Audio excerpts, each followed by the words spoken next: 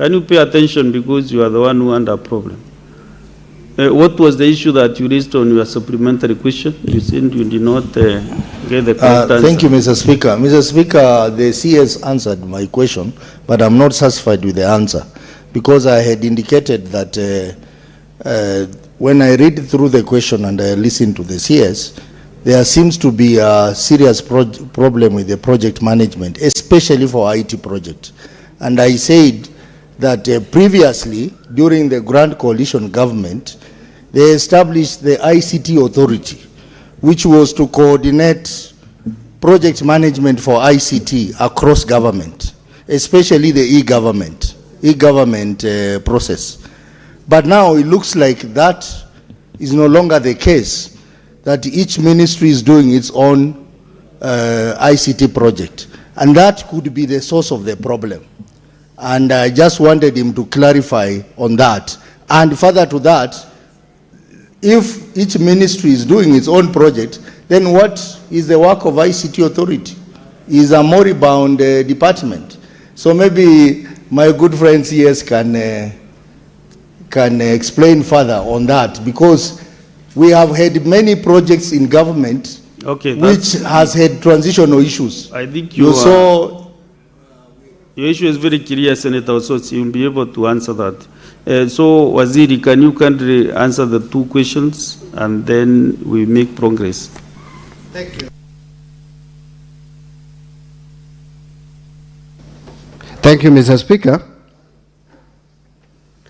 Mr. Speaker, the first question, or the first additional supplementary question, came from Senator Seki, Senator for Kajiado, who actually asked me about the use of the system in counties, and says us about the people who are illiterate.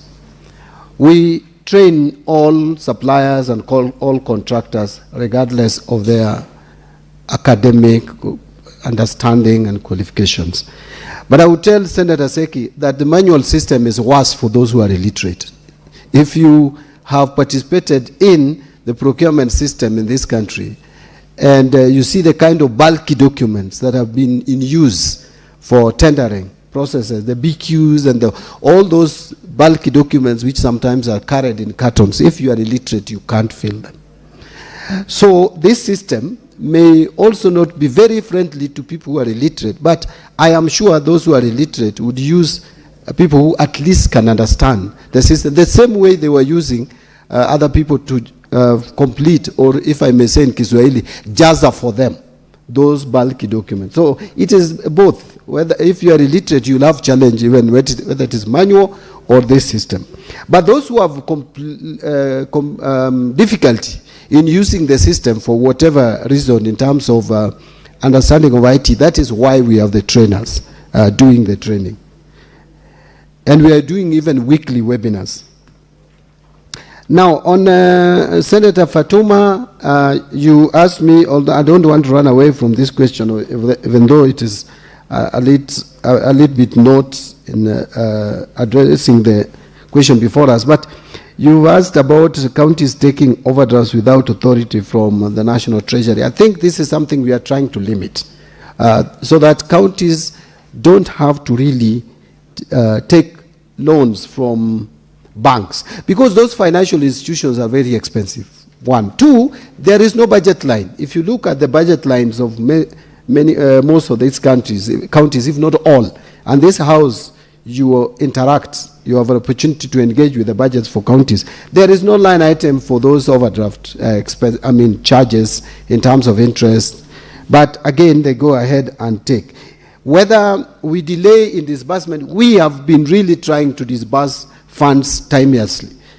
With the exception, yes, I know, this month, we haven't disbursed the month of May and June. But we are working around the clock to make sure that next week, early next week, we will disburse the month of May, and we will try from the Treasury to make sure that we don't close the year with any funding to the counties, the same way we did with the 24-25 financial year.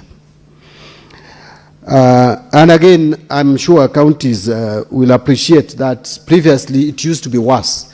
And you can see nowadays we don't have many press conferences, Mr. Speaker, from the Council of Governors addressing the issue of delayed in exchequer releases. In terms of signing international contracts, there is no entity in this country, no entity, whether it is national or county, if it is a public entity, which can